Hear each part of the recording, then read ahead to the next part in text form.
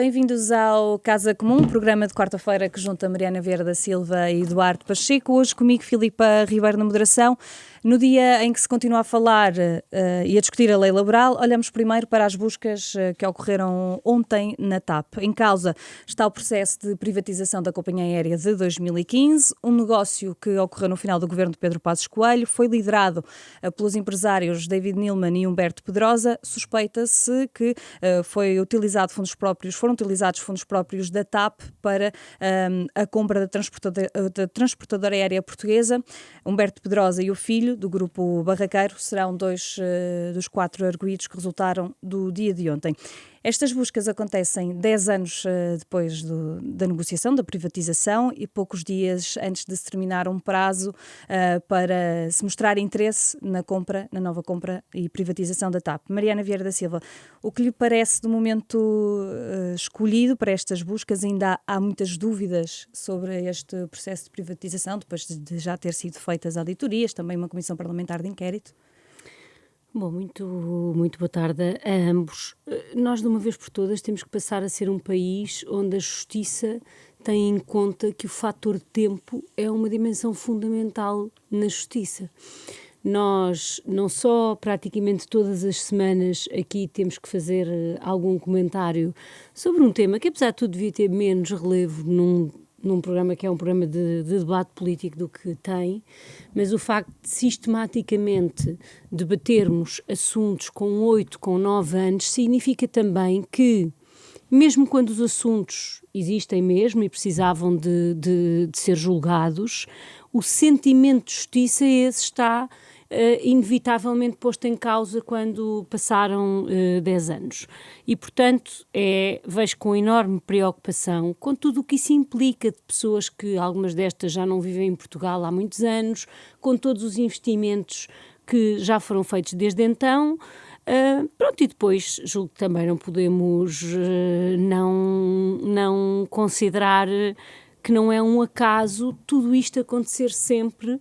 Já com o novo banco aqui há 2 ou 3 semanas, aconteceu o mesmo em semanas que são críticas do ponto de vista do futuro destas empresas e do futuro de coisas fundamentais para o nosso país.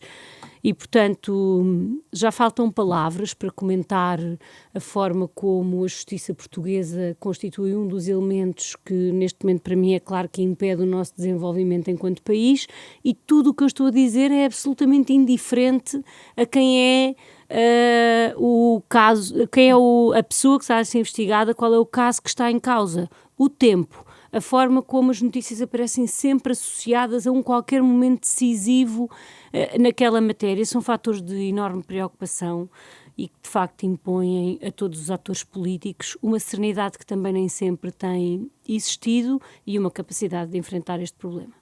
Duarte Pacheco, o que é que acha deste tempo de atuação da Justiça e estas buscas ocorrerem nesta semana? Muito boa tarde também. Eu direi o seguinte, se não tem uma intenção populista de tentar queimar toda a gente, parece. Aquilo que a Mariana disse é verdade. Primeiro, em relação ao caso. O caso, se há dúvidas, que se investigue. Isso, naturalmente, ninguém o nega e as coisas devem ser sempre apuradas. Em segundo lugar, isto não é novo. Eu lembro que os relatórios do Tribunal de Contas, nos anos subsequentes à privatização, tinham lá estas referências. Nunca fizeram nada, que é para não dizer um palavrão. E agora, de repente, é que se lembram, e é sempre momentos decisivos. O que aconteceu com o Novo Banco é outro exemplo. O que acontece com agentes políticos durante as campanhas eleitorais, a 48 horas de umas eleições, é também. E depois vêm-me dizer coincidências. Então, olha, trabalhem para que não existam essas coincidências.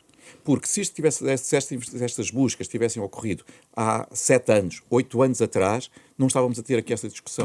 E para os portugueses, depois dá uma sensação, de facto, de impunidade. Quer dizer, porque depois destes anúncios todos e desta festarola que eles fazem para mostrar trabalho, depois não se conclui nada.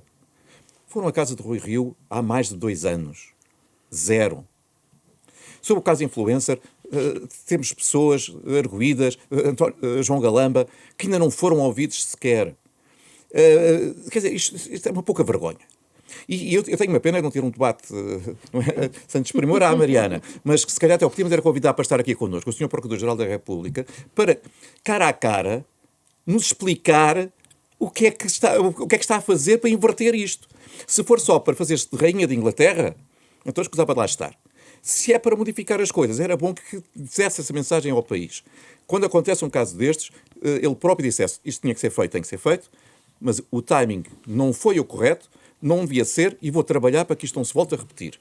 Senão, daqui a 6 meses, vamos ter eleições presidenciais em janeiro. Se calhar, nas primeiras 2 semanas de janeiro, vai haver novos casos que envolvam agentes políticos. Se calhar alguns dos candidatos. Porque eles andam sempre à procura disto. Não é forma de atuar. Ontem, no mesmo dia em que ocorriam as buscas, está pessoas que a francesa KPLM manifestou interesse em comprar parte da TAP. Estas buscas aos potenciais novos compradores podem dar alguma insegurança ou falta de transparência ou aumenta a segurança na compra, uma vez que há esta fiscalização quase permanente? É que a fiscalização não é permanente. O que acontece é que se espera por um momento completamente desajustado, onde já nenhum dos protagonistas tem responsabilidades recentes, e se vai fragilizando a imagem de uma empresa que tem tido muitos momentos difíceis, e não seríamos... É evidente que nestas compras estas empresas têm departamentos que vão acompanhando os assuntos e sabem mais sobre estes assuntos do que capas de jornais, mas ninguém gosta de comprar uma empresa que está permanentemente envolvida nestes casos. O Duarte Pacheco referiu, e eu acho que nós não falámos sobre isto, têm sido semanas muito tristes para a justiça portuguesa, com declarações completamente incompreensíveis que depois são desmentidas por tribunais superiores, com a utilização de expressões como presente de Natal, que até lançam dúvidas sobre a decisão que eventualmente será anunciada nos próximos dias, com uma permanente desconsideração com o facto de termos tido pessoas durante 4 anos a serem escutadas e que ainda não foram ouvidas. Quer dizer, cada vez fica mais claro que estes dias de buscas são os inícios de investigação, e isso significa que estamos 10 anos depois a começar uma investigação. E, portanto, é evidente que os danos para o país são enormes, não apenas neste caso concreto, mas imaginemos todos os investimentos que podemos ter perdido, por exemplo, nestas matérias dos dados, com aquelas notícias, ainda por cima envolvendo o Primeiro-Ministro, com tudo o que aconteceu. E um país onde a justiça não é credível é sempre um país onde vale menos a pena investir. E desse ponto de vista, isto é grave. Quanto a mim, grave mesmo é o sentimento de impunidade que fica, porque será muito fácil que qualquer um, a partir de agora, desvalorize uma investigação, uma acusação, até quase uma condenação pela forma como elas sistematicamente têm sido lideradas. Pode prejudicar, estas buscas podem prejudicar a entrada de mais potenciais compradores da TAP? A nova privatização? Eu tenho quase a certeza que estas notícias e estas decisões de fazer este tipo de ação agora visam precisamente perturbar o processo que está em venda. Porque não vislumbram outra razão. E, portanto, querem mesmo perturbar. Porventura, porque estão dominados por forças políticas que são contra o processo de privatização. E deixam-se utilizar os ideais políticos em frente àquilo que devia ser a isenção da justiça. E, portanto, sim, pode prejudicar, desvaloriza o ativo. Se eu tenho um ativo que aparece sistematicamente nas notícias por más razões, o seu valor vai diminuindo. Portanto, estamos a prejudicar o próprio Estado naquilo que pode ser o valor da privatização. Portanto, não há nenhuma explicação para que isto aconteça nestes termos, mas já percebemos que tudo aquilo que a sociedade diz entra por um ouvido e sai por outro de quem está a dominar este tipo de estruturas. Na semana passada já que olharam para o pacote de alterações à lei laboral que está a motivar a greve geral de 11 de dezembro. Soube-se, entretanto, que o Governo terá entregue na semana passada ao GT um novo documento com algumas aproximações no que diz respeito a questões ligadas à parentalidade e à licença para a amamentação. Também uma proposta de regresso à majoração dos 3 dias de férias por boa assiduidade. Ainda assim, o GT diz que, numa linha geral, o documento está ainda longe das reivindicações das centrais sindicais, uma vez que as traves mestras que o Governo definiu continuam intocáveis, como a questão do banco de horas, as restrições à contratação por outsourcing. Duarte Pacheco, não devia o Governo abrir mais a negociação e não tentar optar só por estes documentos, estas aproximações que ainda assim colocam as centrais sindicais mais desmotivadas e mais motivadas para a greve? Em relação à CGTP, já fizeste referência há 8 dias atrás, não vale a pena de perder tempo. São contra tudo. Mas ao GT, e, portanto, neste caso, o documento foi para o GT. Diferente. O GT é completamente diferente e, por isso, apelo sempre a um diálogo profundo entre o Governo, as entidades patronais e essa central sindical, o GT, porque mostrou ao longo da história um sentido de responsabilidade completamente diferente. Portanto, esse diálogo tem que existir.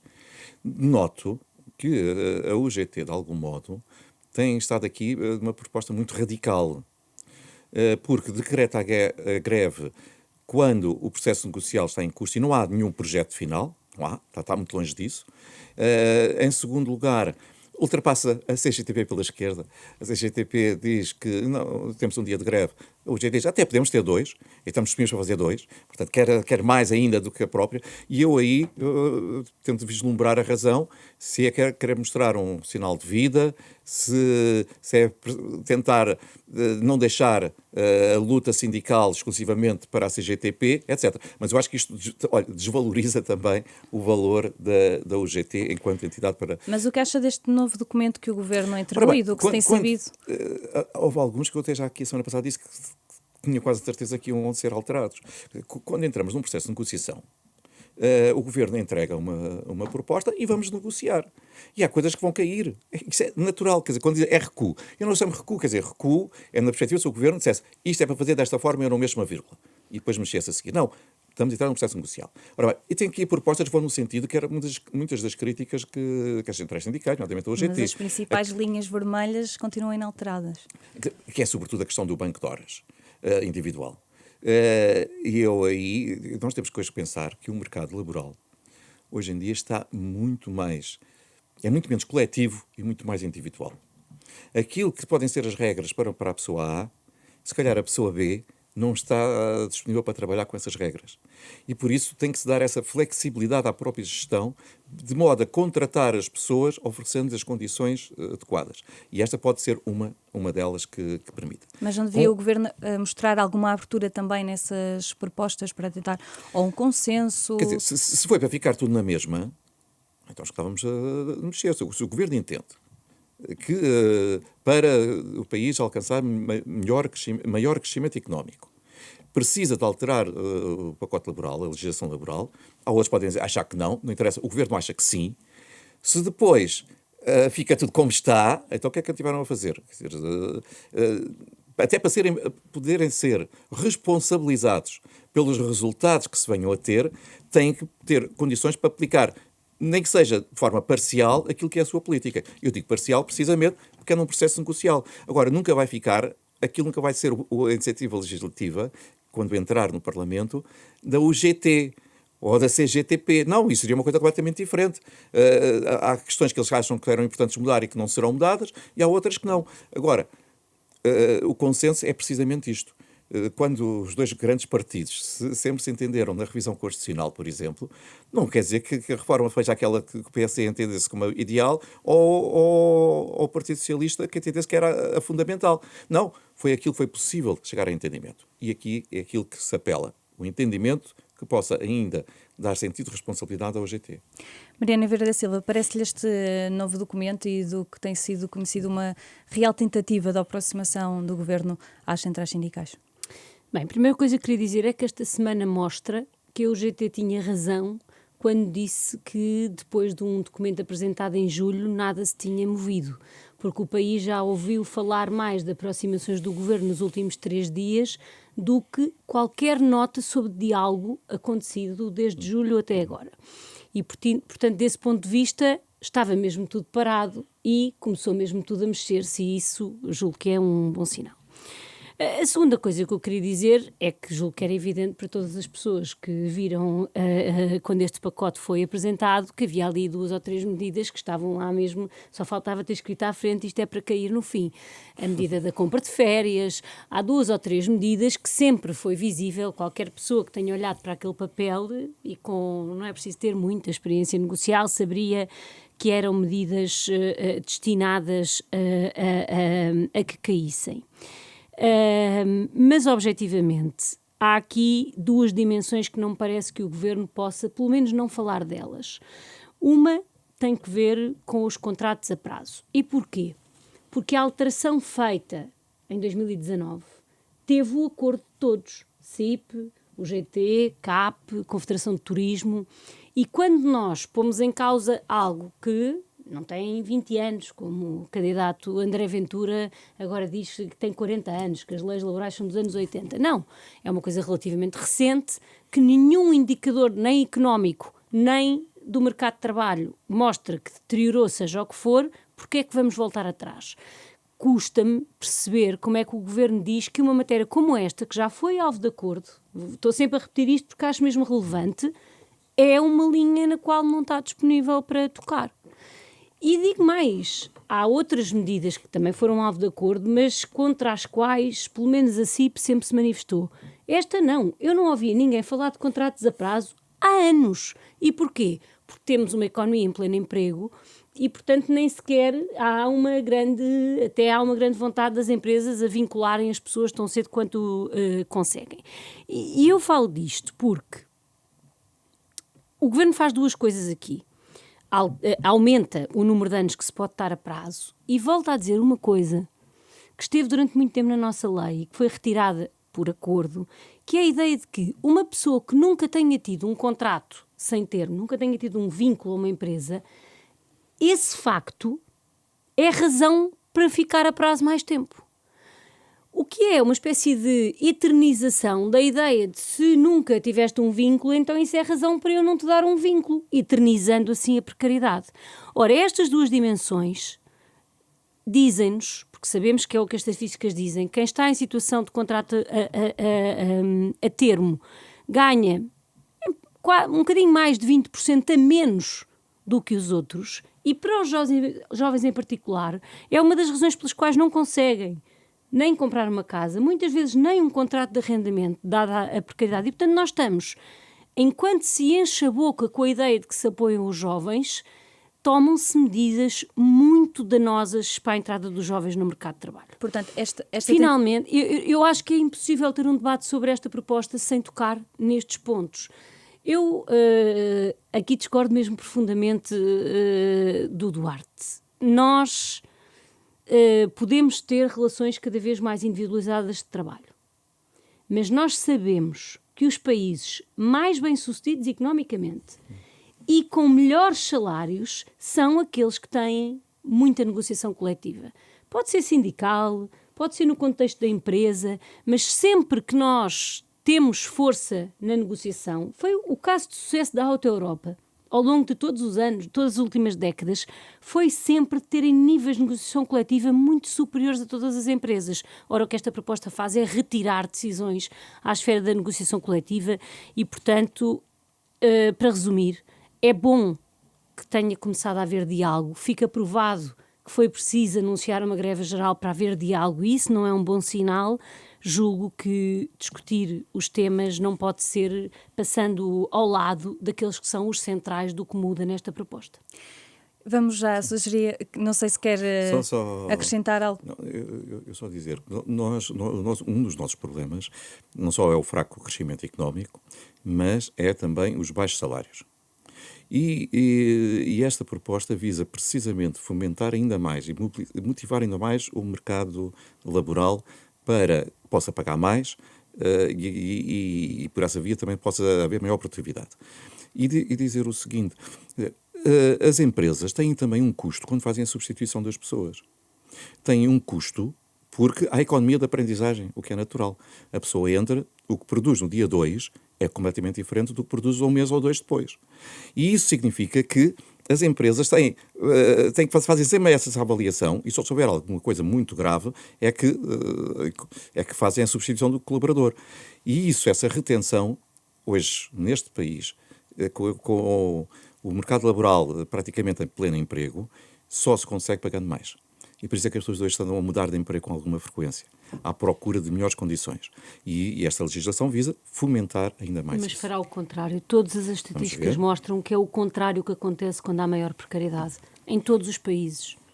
Duas leituras, já percebemos que aqui não vamos conseguir um consenso sobre a nova lei laboral. Sugeria que passássemos já ao tema internacional. Foi aprovado esta semana no Conselho de Segurança da ONU o Plano de Paz para Gaza, um plano de Donald Trump que prevê a colocação de uma força internacional de estabilização na região. Duarte Pacheco, esta nova plataforma internacional será suficiente para ajudar na recuperação de Gaza, e como é que se garante a neutralidade nesta intervenção? Em primeiro lugar, dizer que esta força passa a ter um selo de autorização pelo Conselho de Segurança das Nações Unidas, o que é completamente diferente de ser uma intervenção do Estado A, B ou C. Portanto, só isso já lhe dá um determinado estatuto. Em segundo lugar, é importante fazer esta referência porque foi alguma dissonância, nomeadamente com a Rússia e com a China, porque preferiam que fossem capacetes azuis das Nações Unidas. E aquilo que foi aprovado não foi isso. É uma força internacional, mas não tem o chapéu azul, o capacete azul das Nações Unidas. E qual é a razão? Porque, no caso do Líbano, aquilo que deu para perceber é que os capacetes azuis não fizeram o seu trabalho. Estavam ali, mas permitiram ao lado o Hezbollah se reforçar diariamente e fazer ataques a Israel. Portanto, acabou por não ser útil, acabou por não ser produtiva a sua presença. Daí, temos que aprender com os erros. Vale mais ir à procura de forças que possam exercer a força. Porque isto não é só lá estar a ver o sol. É exercer a força, nomeadamente no desarmamento do Hamas. Pergunta-me, e a independência? A independência, penso que ficará clara se for, sobretudo, constituída por países árabes que têm, como é que eu ia dizer, é mesmo formal, relações diplomáticas com Israel e, portanto, reconhecem o Estado de Israel e não apelam à sua inexistência. O Irão nunca poderia fazer parte, mas, simultaneamente, apoiam a causa palestiniana. E eu acho que, portanto, encontramos ali vários parceiros que podem com lealdade e independência, fazer cumprir aquilo que foi o acordo assinado por todas as partes. Todas as partes, por acaso menos por duas, que foi Israel e o Hamas. Eu tenho confiança que Israel acate, já não tenho a certeza se o Hamas vai acatar e entregar as armas. E podemos ver ali, se calhar daqui a algum tempo, um conflito, não entre o exército israelita e o Hamas, mas entre essa força internacional e o Hamas. Mariana Vieira da Silva, esta luz verde dada ao plano apresentado pelo Presidente dos Estados Unidos, foi também acrescentado nesta versão final o reconhecimento do Estado palestiniano. Ainda assim há toda uma visão de recuperação económica e dar independência económica à região de Gaza. Não é um plano muito ambicioso? É um plano muito ambicioso, mas é também uma boa notícia, porque mesmo as boas notícias que têm vindo da política externa norte-americana, e têm sido muito poucas, têm sempre o problema delas aparecerem, também por causa do perfil de Donald Trump, como soluções que não são assentes nas instituições internacionais reconhecidas. São ideias que aparecem como sendo únicas, individuais, naquela obsessão que o presidente norte-americano aparenta ter para ser Nobel da Paz. O facto de nós aqui termos partido com um plano que tinha essa natureza e ele ter agora a força institucional das Nações Unidas é muitíssimo importante para que ele possa ser bem sucedido e nas reações a essa resolução já se nota, com o reconhecimento do Estado da Palestina, uma espécie de afirmação das autoridades palestinianas a falar sobre o tema e não aquilo em que caímos sempre, que é ir ouvir o Hamas e os movimentos mais radicais em Israel. E, portanto, essa institucionalização do diálogo com aqueles que podem construir um caminho para a paz é muito positivo. As Nações Unidas entrarem no processo, valoriza o processo, legitima toda a participação dos países neste caminho e, portanto, nestes 300 dias de mandato de Donald Trump não tivemos muitos momentos como este em que podemos dizer que a ideia é um caminho e temos hoje mais condições para ele ser concretizado do que tínhamos no início. A ambição, julgo que também é a única forma de encarar este tema, porque a única maneira de conseguirmos uma paz duradoura é um olhar para a frente, para um momento onde todos os 1000 problemas que temos que resolver até lá estejam ultrapassados. É uma espécie da expectativa do que pode estar no fim de um caminho que terá muitas dificuldades nas armas, na forma como em Israel as forças mais radicais também se vão tentar impor durante este processo e, portanto, acho que é um bom dia. E não deixa de ser irónico porque é uma espécie de institucionalização da proposta do maior desinstitucionalizador que o mundo já viu. Ainda ontem Donald Trump recebeu na Casa Branca o representante da Arábia, o príncipe herdeiro da Arábia Saudita, que avançou que iria investir $1 bilhão nos Estados Unidos, e depois Donald Trump diz que os Estados Unidos iriam vender caças e armamento para a Arábia Saudita. Queria só fazer esta questão de Duarte Pacheco, de que forma é que este entendimento entre a Arábia Saudita e os Estados Unidos pode alterar a geopolítica no Médio Oriente? Em primeiro lugar, ainda sobre Gaza e sobre a Palestina, fazia só esta referência. Nem tudo foram boas notícias esta semana, essa que falámos foi, mas simultaneamente houve sucessivas declarações ao longo da semana do primeiro-ministro de Israel a dizer que nunca permitirá a criação do Estado palestiniano.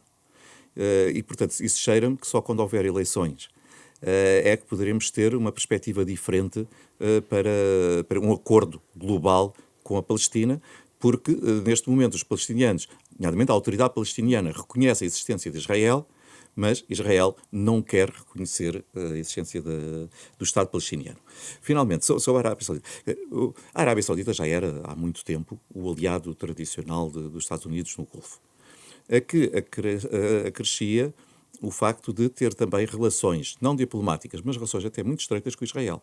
Há uma clara transferência de informações dos serviços secretos entre as duas organizações, entre os dois países, perdão, e as organizações de segurança, de intelligence dos dois Estados, precisamente para lutar contra movimentos radicais. E, portanto, isso já é algo histórico. Agora, esse relacionamento tem-se vindo a reforçar, por um lado, porque há um grande crescimento económico na Arábia Saudita e as empresas americanas querem lá estar presentes, mas por outro lado, porque a Arábia Saudita percebe que precisará do apoio americano para ser claramente o polo de líder regional em detrimento daquilo que era o Irão até há pouco tempo. E este conflito Irão-Arábia Saudita, presente em vários campos, por exemplo no Iémen, sai agora reforçado para o lado saudita com este acordo com os Estados Unidos. Mariana Vieira Silva, esta possibilidade de reforço do armamento da Arábia Saudita aberta pelos Estados Unidos representa algum risco? Acima de tudo, é um exemplo contrário àquele que estávamos a referir, em que voltamos àquele registro de que Donald Trump, em conversa com alguém na sala oval, é que negocia temas que podem influenciar a vida de todos, ainda esta semana também com a Suíça, recebendo um relógio de ouro associado à negociação das tarifas. E, portanto, isso é tudo o exemplo daquilo que me parece que contribui muito mais para a instabilidade, por se tratarem de conversas um para um, sempre com uma espécie de confusão entre o que é o interesse do país Estados Unidos da América e pessoal de Donald Trump. E por isso fica sempre aquele desconforto de não se perceber exatamente o que é que está ali em cima da mesa. E também funciona como contraponto à tal boa notícia da semana, que é a resposta das Nações Unidas e a adesão das Nações Unidas àquele plano. Tudo o que são aquelas conversações bilaterais com jornalistas na sala geram-me sempre maior desconforto. Mariana Vieira Silva, Duarte Pacheco, muito obrigada. O Casa Comum regressa na próxima quarta-feira. Boa semana.